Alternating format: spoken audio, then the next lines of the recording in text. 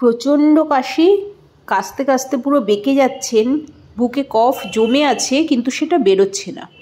তো এই কফকেই তরল করে বের করার রামবাণ হচ্ছে আজকের এই টোটকা। এটা হচ্ছে আমরুলি শাক। এই পাতাগুলো, এই গাছগুলো হয় লতানে, মাটির সঙ্গে একদম লতিয়ে লতিয়ে চলে, আর পাতাগুলো হয় এরকম 3টে করে পাতা থাকে। অনেকটা দেখতে শুশনি শাকের মতন, কিন্তু শুশনি শাক কিন্তু এটা না, এটা আমরুলি শাক, আর এটা একটু টক টক হয়। তো এই পাতাগুলো আপনারা গ্রাম বাংলার যেখানে সেখানে মাঠে ঘাটে আপনারা দেখতে পারেন, লতিয়ে লতিয়ে রয়েছে এরকম সরু সরু ডালগুলো, এবং ছোট ছোট ফুল হয়। তো এই পাতাগুলো হচ্ছে প্রচণ্ড উপকারী কফ বের করার জন্য। বুকে যদি কারো কফ বসে থাকে, সেই কফ কিছুতেই উঠছে না, তো সেই কফকে তরল করে বের করার জন্য এই আমরুলি শাক কিছু পরিমাণ নিয়ে নেবেন। তার সঙ্গে এই যে ডালপালাগুলো আছে, সেই ডালপালাগুলো শুদ্ধই তুলে নেবেন, নিয়ে খুব ভালো করে ধুয়ে নেবেন। এবার ধোয়ার পরে এটাকে হাতে একটু ভালো করে এরকম করে একটু রাব করে নেবেন, যাতে পুরোপুরি রসটা যাতে পুরোপুরি না বেরোয়, কিন্তু রসটা বেরোনো যাতে শুরু হয়, এর জন্য এরকম করে একটু রাব করে নেবেন।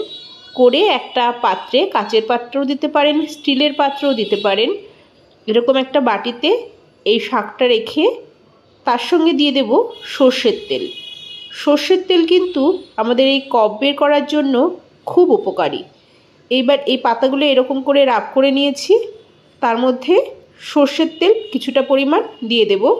এই পাতাগুলো যেন ডুবে থাকে এরকম পরিমাণে সর্ষের তেল এর মধ্যে দিয়ে দিলাম। এইবার এটাকে আমরা দেব রোদে। রোদে দিয়ে 1 দিন কিংবা 2 দিন খুব ভালো করে রোদ খাইয়ে নিতে হবে। রোদ খাইয়ে নিলে এর ভেতরের যে আমরুলি শাকের যে নির্যাসটা, সেটা কিন্তু এই তেলের সঙ্গে পুরো মিশে যাবে। আর আরও সবথেকে ভালো হয় যদি এর মধ্যে একটু চই দিতে পারেন। এটা হচ্ছে চই। চইয়ের কিন্তু এতটা বড়ও লাগবে না, জাস্ট একদম সামান্য পরিমাণ চই থেতো করে কিংবা ছোট ছোট টুকরো করে এর মধ্যে আমরা দিয়ে দেব। দিয়ে রোদে বসিয়ে রাখবো। 1 থেকে 2টো রোদ পুরো ভালোভাবে পেয়ে গেলে তারপরে এই তেলটা নিয়ে আমরা বুকে পিঠে খুব ভালো করে মালিশ করব।